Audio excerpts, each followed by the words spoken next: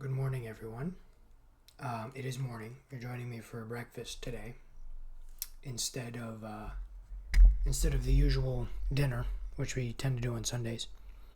Because I wanted to get an early start to the day, and I have the house to myself right now, so kind of wanted to record while I had the chance. It's been an eventful week. It really has. There was only one thing I could possibly talk about today, that being the competition that I just withdrew from, as well as 6 or 7 other people after a lot of drama, a lot of controversy. Before we get to that, I just wanted to go over some stats for the weekend, since a lot of you guys helped bring me some wonderful business this week. Let's start with the positives, right? Amazon currently showing my income for this month, which has all been in the past few days, has been $614.71.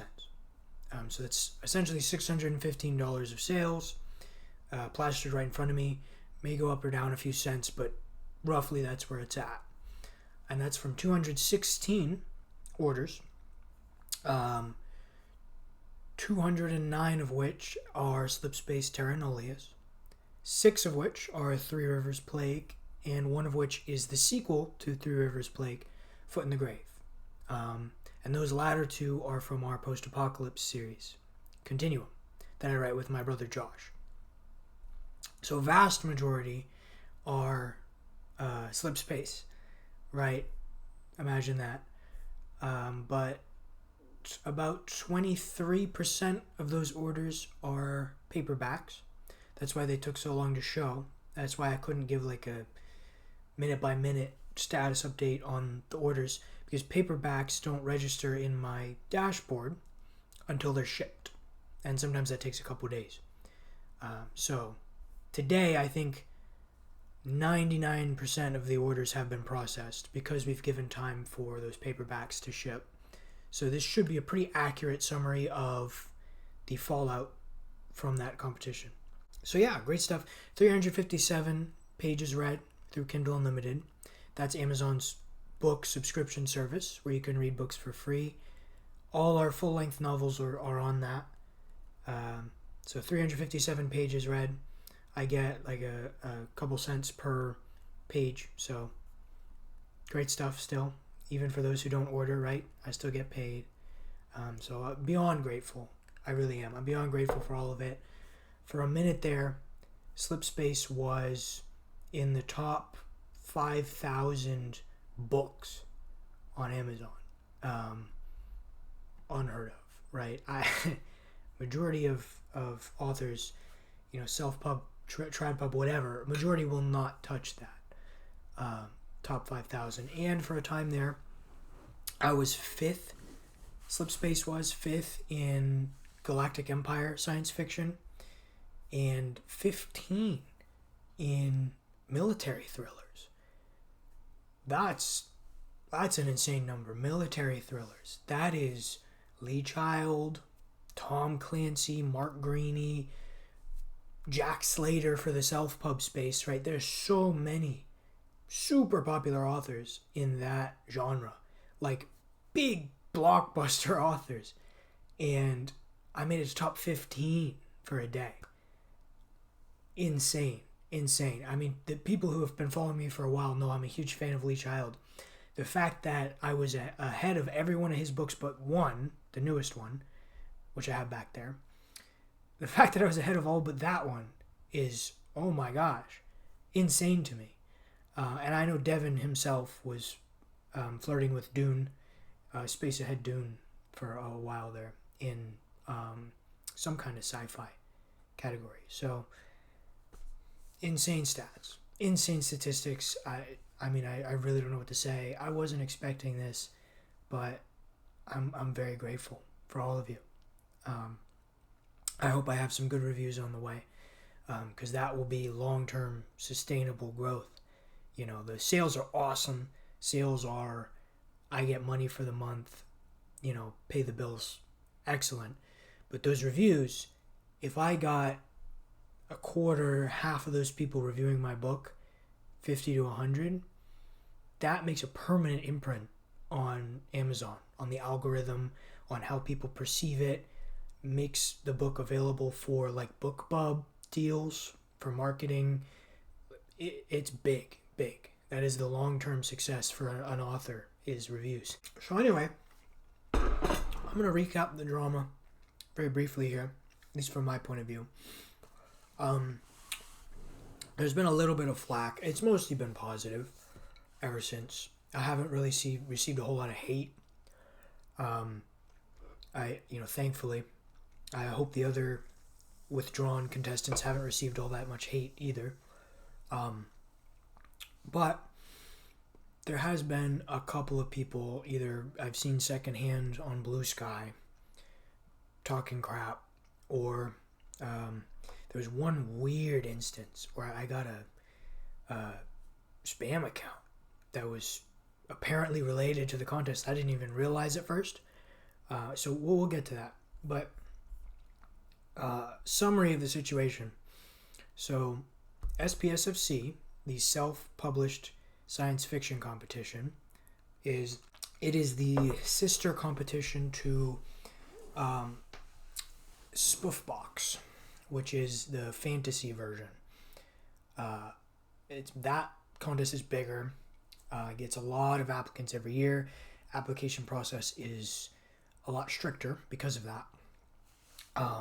So when most people think of self-pub competitions, they think of that one.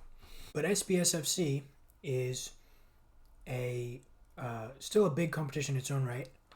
It was started 4 years ago by a couple of big-time indie space people, one of which was Hugh Howey, who wrote the Silo series, which is now a TV show.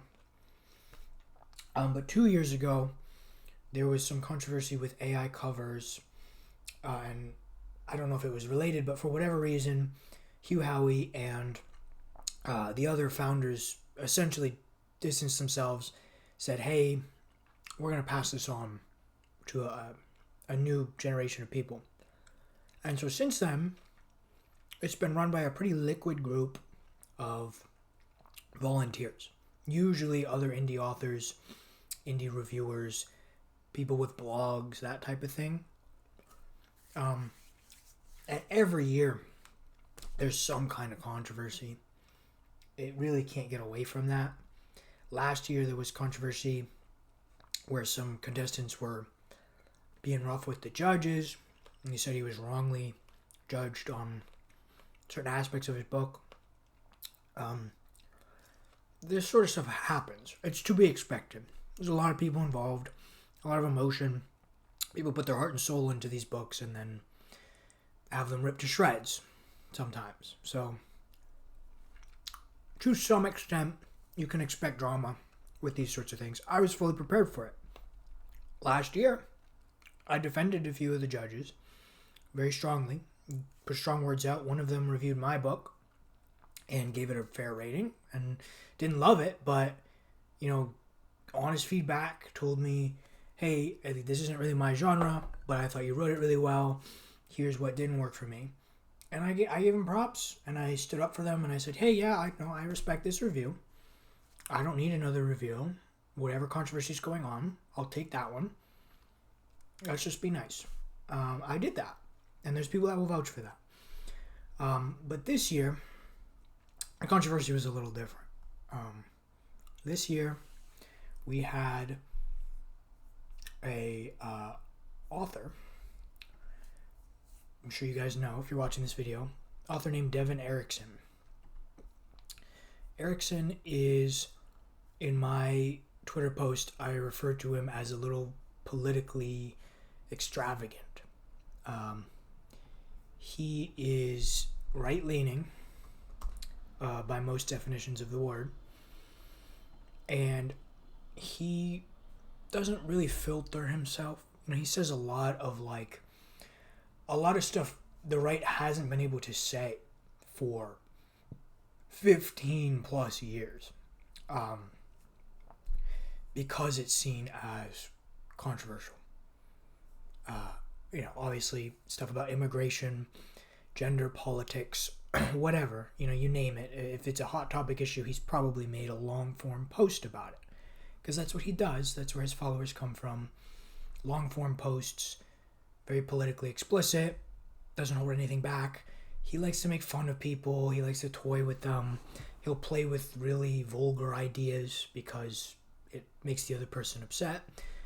Judging by what I've seen from his interviews, from his videos that he's been in, his philosophy seems to be, if you're presented with an argument from the other side that is completely ridiculous and shows that you're not dealing with a sane, as he says, person, then you don't debate with them in a genuine sort of way. You debate with them humorously, hysterically, right? They call you a bad word, an ism. You say, yep, that's right. And the other person doesn't know how to respond. It catches him off guard. That is his debate tactic. That is his essential philosophy to how he discusses politics online. And so as such, there's a lot of ways to take him out of context that could be upsetting to people, could seem really bad in regards to racism, right? He talks about immigration. He toys with the person he's debating with. He says some things that I wouldn't say, right? I don't agree with everything he says. That's not the point. But he says a lot of things that could trigger a negative response that could be seen as controversial. And the way that the split is now, there's a lot of people who feel that things that aren't controversial still are. The Overton window is in a weird place right now because there's a big chunk of people that will tell you, these words and this political framework, the idea of mass deportations, stuff like that is within the realm of acceptability. You should say that. It's possible, could happen. There's nothing wrong with being in favor of it. Whereas another side of people, the people that would populate Blue Sky, right, that left Twitter, in their mind, anybody saying that, anybody advocating for rounding up illegals and kicking them out is outside of the acceptable political framework, and they should be ostracized from society. Very, very different viewpoints. It's almost like living in two different worlds, and it kind of came to a head in this competition. Not so much from the right, but from the people who, for the past 15 years, have lived in a world where saying those sorts of things it will remove you professionally from any sort of career, going anywhere day to day. You will be kicked from the internet, essentially. And it's a situation that the right has deemed canceled, right? Cancel culture. And it is a real thing. It was a real thing before it became what it is today, canceling somebody. So what happened was Devin's wife signed him up for the SPSFC without telling him. She wanted to surprise him with if maybe he won or maybe he made it a significant distance. So she never told him he was in the competition. As such, it probably never occurred to him to change the way he posts, to delete anything, to be more subtle. Because why would he do that? He doesn't feel like he's being judged by anybody. Nobody in a professional sense, at least. And he self-publishes. He's got a massive following, 76,000 followers, who all follow him for his political takes. He is not worried about being canceled because he is the platform. And Twitter is not going to ban him. Twitter is now a platform that shies away from doing that unless you're a really, really controversial person, or in some instances if you're targeting Elon Musk specifically. But Devin is not really doing either of those things usually. Sometimes he picks at Elon, but he's not so interested in that all the time. But anyway, the SPSFC had a lot of authors involved that in the Discord, apparently on Blue Sky. I'm not really on Blue Sky, so I can't say a lot about what goes on there. I've only seen screenshots, really. I'm always scared to set foot there, just because I don't... The general population there is very echo chambery, and they tend to talk about just politics. At least what I see. Every time I go there, it's always politics. As I don't mind engaging with people that don't share my politics, that have strong feelings about politics, but that I don't want to see that all the time. You know, Twitter has actually become a much more balanced space, which is insane. You know, but before Elon, it wasn't. Before Elon, it was a pretty hellish website, and you know it's got its own problems now. But at least the content is a little more mixed. Maybe that's because I've tailored the algorithm a little better to myself, but either way, I enjoy being on Twitter X a lot more than being on Blue Sky or Threads or whatever, because the people who went to Blue Sky and Threads are the people that didn't like the balanced politics of Twitter, and so they're only going to be talking about the other side. They're not going to be neutral, unbiased people most of the time. Some will be, but most of the time they're going to be talking about politics because they won't get clapped back on those websites like they would on Twitter. But anyway, so keeping that in mind, right, there was a lot of people on Blue Sky that were looking at Devin's old tweets. Some of them would pop into the Discord, and they were saying, hey, this guy, he's got to come out of the competition. He said things that are controversial. We don't like him. We feel unsafe in this competition with a guy like this allowed to participate.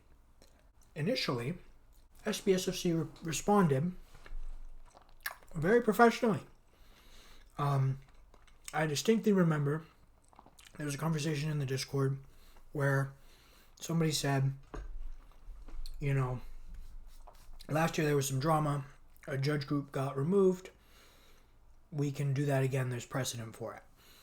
And one of the organizers or moderators or whoever stepped in and said, hey, last year we booted somebody because of a beef that was going on between a judge and a team leader. It was not because of something that they said. It was because of how it affected the competition and carried over into our channels. And it was specific about particular people who were interacting. Now, I know the guy who was involved in that, the judge and the team leader, and that is the competition's official take on it. I'm not here to tell you how to feel about that. I will say I very much do respect the judge. The judge is, that's the one that gave me my review, and I have nothing negative to say about that. But it is a valid point that this year the situation is very different because Devin does not know he's in the competition. Therefore, he has not interacted with any other contestants or judges or organizers in a harassing way. He hasn't done anything to the competition itself. And that response was respectable.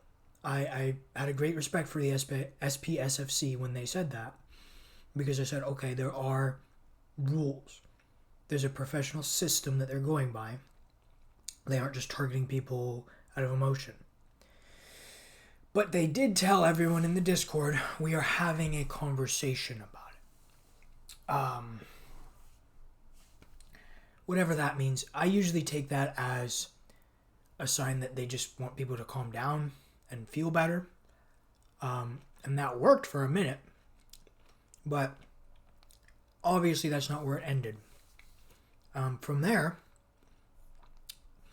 Devin was announced as a quarterfinalist by his judge group.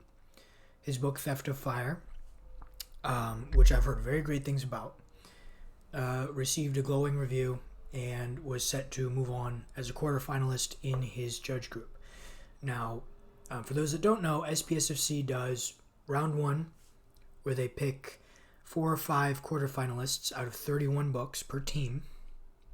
And then from those quarterfinalists, they narrow it down to 2 semifinalists. Not every group does the quarterfinalist phase, but A lot of them do, and Devin's was one of them. Mine was as well. But anyway, they choose semifinalists from there, and then from there they choose finalists, and then from there they narrow it down to one winner. And every finalist gets a review. Making it to the finals is a big deal. That's essentially what everyone wants, is to be a finalist, because you're going to get plastered all over social media. You're going to be in front of a bunch of other authors. That's the goal, not so much to win the competition. It doesn't do that much different if you win versus if you make it to the finals. You just get a trophy and you can put a little badge on your book. But sales-wise, it doesn't do all that much different. So Devin made it as a quarterfinalist, and not long after that, SPSFC put out their official code of conduct.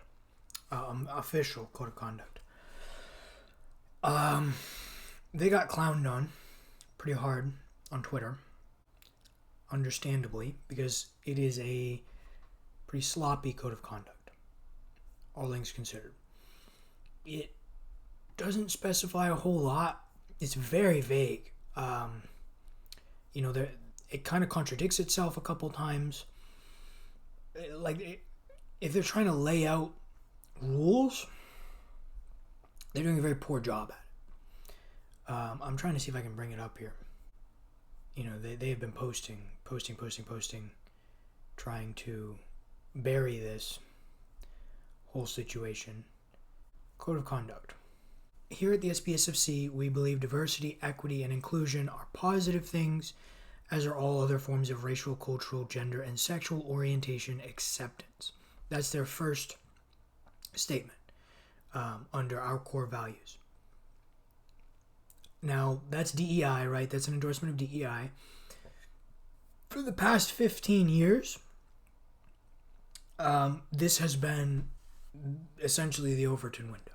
If you said anything against DEI, saying, hey, hiring based on diversity and all that, compromises quality, compromises efficiency. If you said any of that in the past 15 years, you were seen as a crazy person.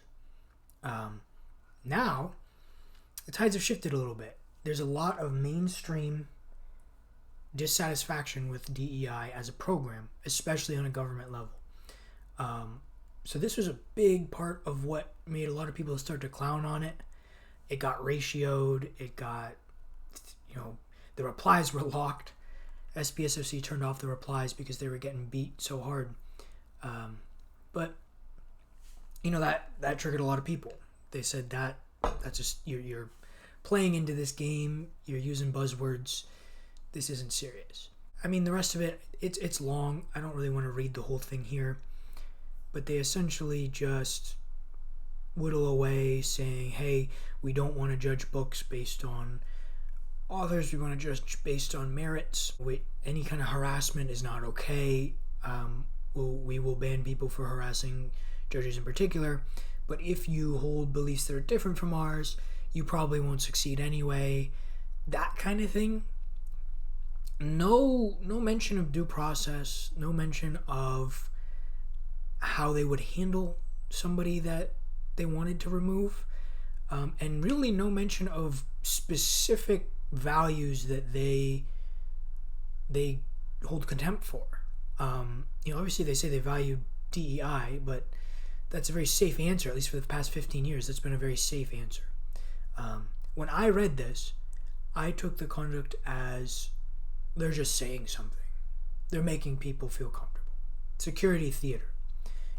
And that is the best answer to this situation, is to just say, hey, we hear you, but we can't, by the rules of the competition, we can't do anything about it. We are going to judge the book based on merit. And if they really wanted to, they could have quietly said, hey, this book isn't for us, it didn't make the semifinals, or the finals, or whatever. They could have shut it down very quietly. They had every opportunity to do so. I wouldn't have liked that, but we would have had no way of knowing.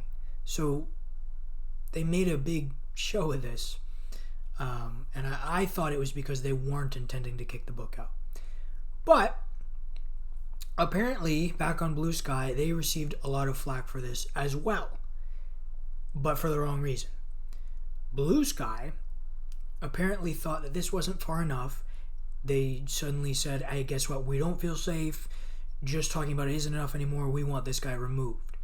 Mask off, like, no more talking phase, like, please look at this. It is, we want this result. Give us this result.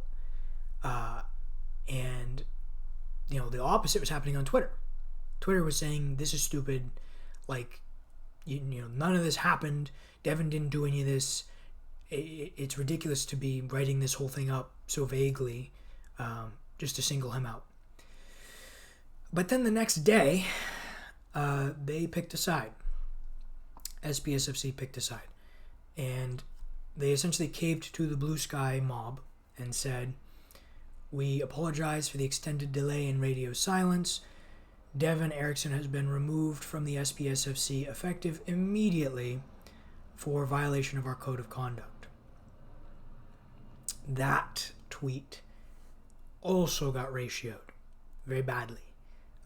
They had to turn off replies to it because they had 667 replies to 157 likes. They also had 342 retweets, most of which were quote tweets in order to clown on it because they couldn't lock those. Devin's wife, Christine Erickson, replied to it, a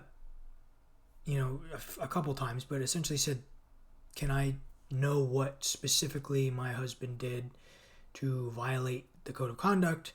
As far as I'm aware, nothing was done. No harassment. He didn't know he was in the contest. So what on earth did he do? And they didn't answer her. But her tweets got a lot more likes than the original. There's also a response here from Eric S. Raymond, who's another big figure in the community. And, you know, he called them communist clowns. And his tweet got 2.4 thousand likes compared to 157 likes for the SPSFC tweet. So ratioed, right? Ratioed very badly. After that, you know, people started to show up in droves to support Devin's book, Theft of Fire, saying this was wrongful, this was cancellation, violation of free speech, yada, yada, yada.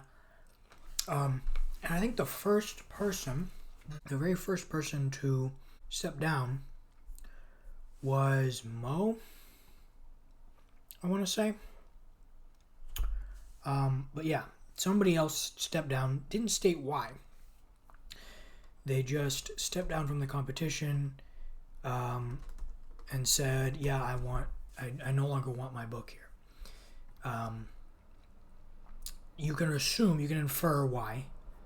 I don't know if he's clarified since why, but it seems pretty clear it's because they removed Devin. Mo Lane, whose book Ghosts of an Alien Wind was in the competition. I'm reading the Daily Wire article, by the way. This got so crazy, Daily Wire wrote an article on it. Wow. But yeah, Mo Lane, Ghosts of an Alien Wind, withdrew. Didn't say why, just said wanted it removed. And we can infer why. Then Gregory Michael, who was in my judge group. I was in this contest with Slipspace Terra Nullius, my sci-fi book. Right here. Slipspace. Gregory was in my judge group. He was to be judged beside me. And he put out a tweet, said, removal of Devin Erickson over politics is upsetting. Theft of Fire was likely the best book in the comp. I don't agree with everything Devin tweets, but free speech is crucial. Please remove Chloe's Kingdom at the SPSFC. Heist novels need to stick together, is what he said. So that kind of did a shockwave effect for me when I saw that, because I said, well, now, you know, Chloe's Kingdom is a pretty popular book, more popular than me at least. I would be moving on essentially over his withdrawn corpse. I'd be stepping over it, making it to the next round. That's not a win in my book. That isn't a win. That is taking advantage of the situation, at least in my head. I don't hold any contempt for anybody that stayed in the contest. not everybody has as strong of an opinion on this. Not everybody, wanted to forego the potential marketing and stuff. I get it. I don't hold anything against you guys. I didn't feel comfortable staying in for this reason. And so, a few other people withdrew after that. G.S. Jensen with the Thief, C.R. Walton. So I think I ended up being the fifth to withdraw. But essentially, I made a long form post going over everything that I thought of the situation. And, I think the people criticizing me, as few as they've been, there have been a few, haven't read my post on the matter, because my post goes into a lot of detail about how I feel about the situation. And essentially, I withdrew because I felt that this was handled very unprofessionally.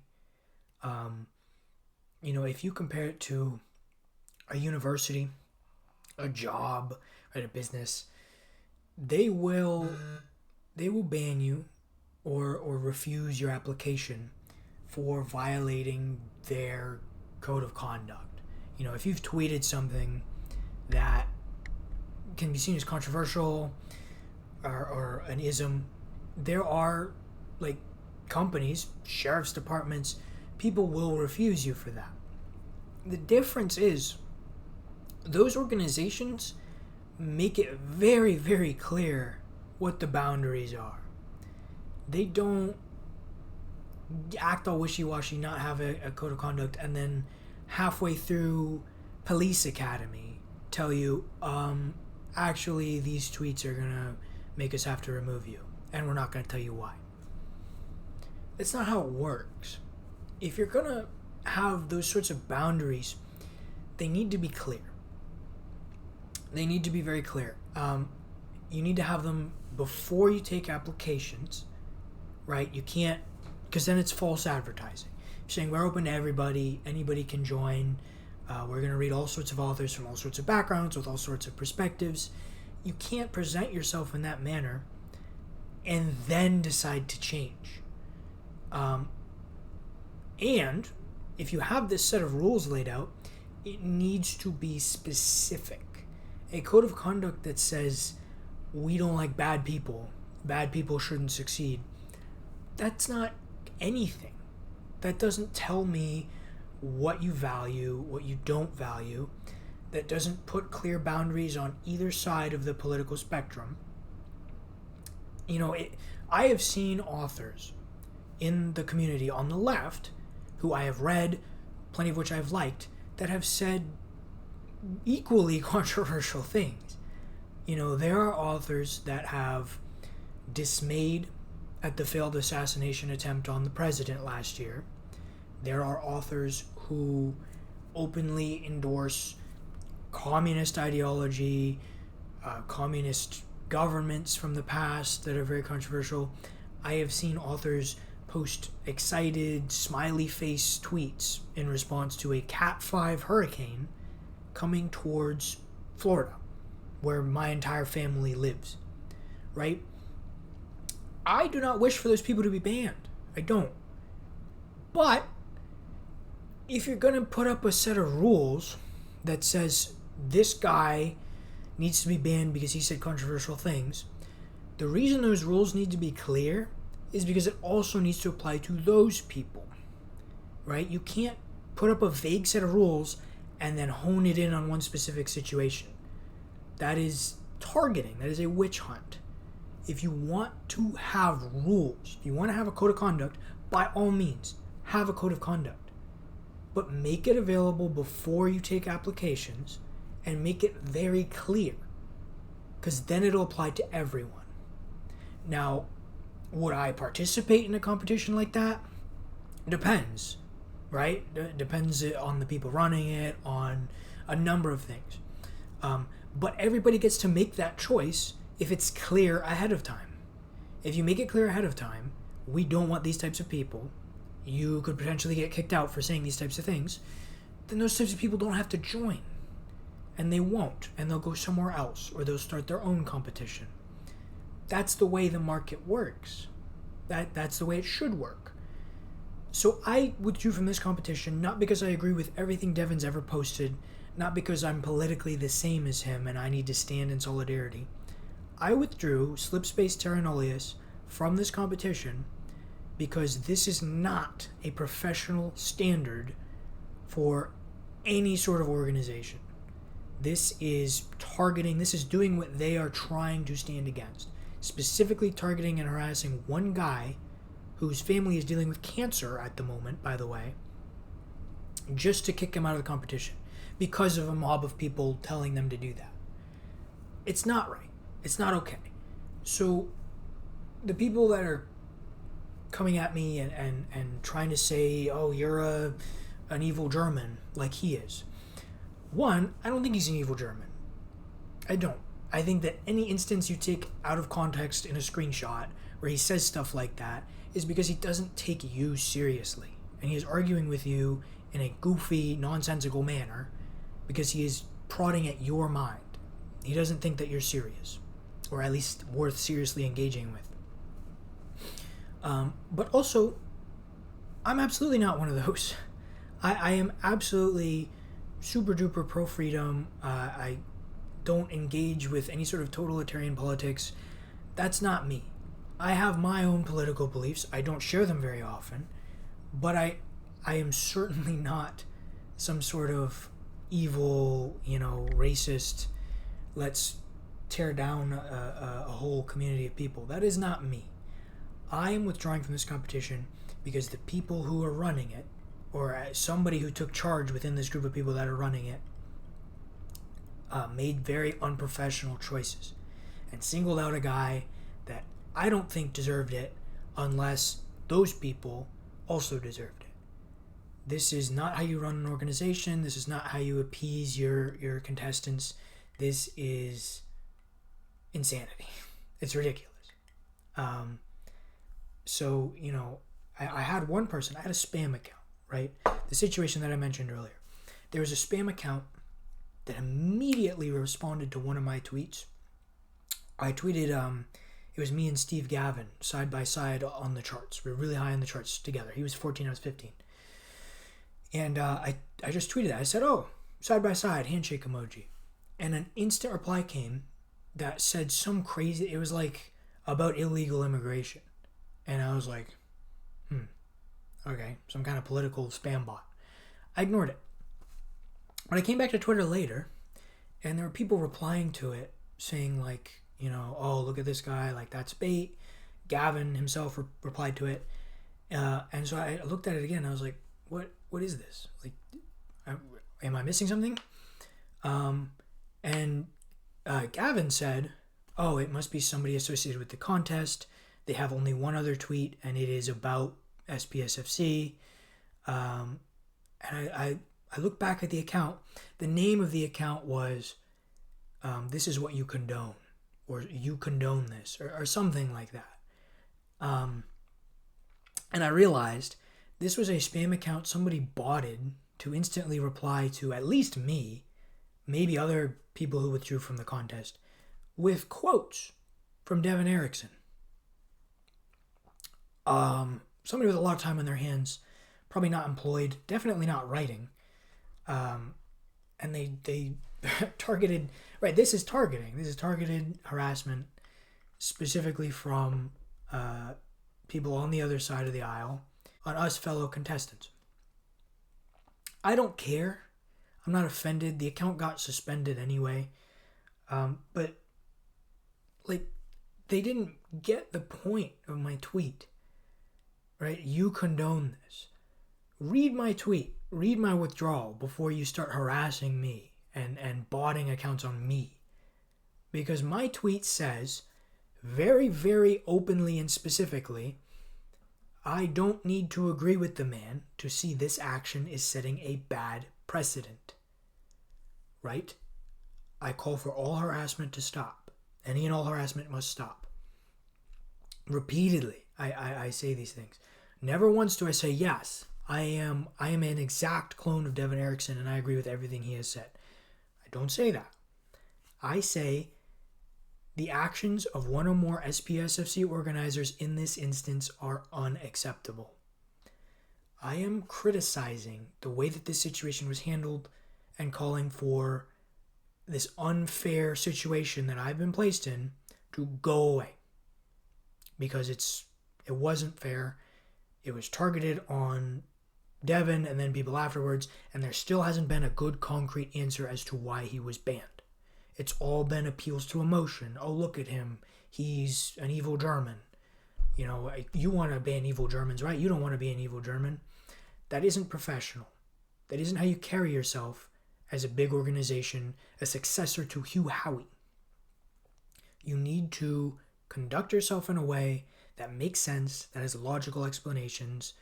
You need to give good reasons for the ban hammer, for the actions that you take. And I hope going forward, they do have a better, more defined code of conduct. And I hope that that's made very clear to applicants so that nothing like this happens again. Because like I said, drama happens. Drama's going to happen wherever there's emotion, wherever there's critique. But this is more than drama. This is too much. So that's why I pulled out. People are going to sling names around. I know people in Blue Sky are putting us on a list and saying, let's boycott these authors. That's fine. They weren't buying my books anyway. You guys are buying my book, apparently. Overwhelming show of solidarity from the people who read the Daily Wire article, from the people who followed Devin, followed all of us. It has been incredible. Just in the length of this video, I'm now at 219 orders. About $625. Slipspace, the cover, by the way, the cover to Slipspace, this was a pre-made cover by Rocking Book Covers. I thought it worked really well. It looks a lot like one of the planets towards the very start of this book. The first planet we see, Slip McMahon, our main character, looks a lot like this sort of drained water, rocky terrain. So I fell in love with it. I ordered it. I had the title and the author name tailored to me. It was $150, maybe $125. That was my biggest expense on this book, was that. Marketing has mostly paid for itself. You know, whenever my book goes on sale, I market it $1 per click. I make $1. So that was my biggest expense on this book. And now we have more than double. We've essentially tripled the value of the cover in this week alone, not including the money I made the last few months. So Slipspace, Terra Nullius, is now a profitable book, is now an in the green, profitable endeavor for me. And that is something I never really envisioned happening so soon, so quickly. I don't even think it would have happened if I had won the competition. So, once again, thanks to you guys. Unbelievable showing of support. Whatever they throw at us, whatever names they call us, this means a lot more to me than that. This is people coming together saying we're tired of the nonsense. We're tired of pointless mob-like harassment. Let's tell some stories. Let's read some stories. So, props to you guys. You know, this is a story about you. This is a story about the readers, about the buyers, about our fans. Because you guys are the ones that gave this a happy ending. So, keep tuning in with my Twitter, with Devin's Twitter, with everyone else. If you're still interested in hearing updates, I know there's going to be the big based book sale is happening this Wednesday. A lot of us authors are participating in that. I think that community, because it's on Substack, that community has a lot of people like us, pro free speech, that sort of thing. That's why it's called the Big Based Book Sale.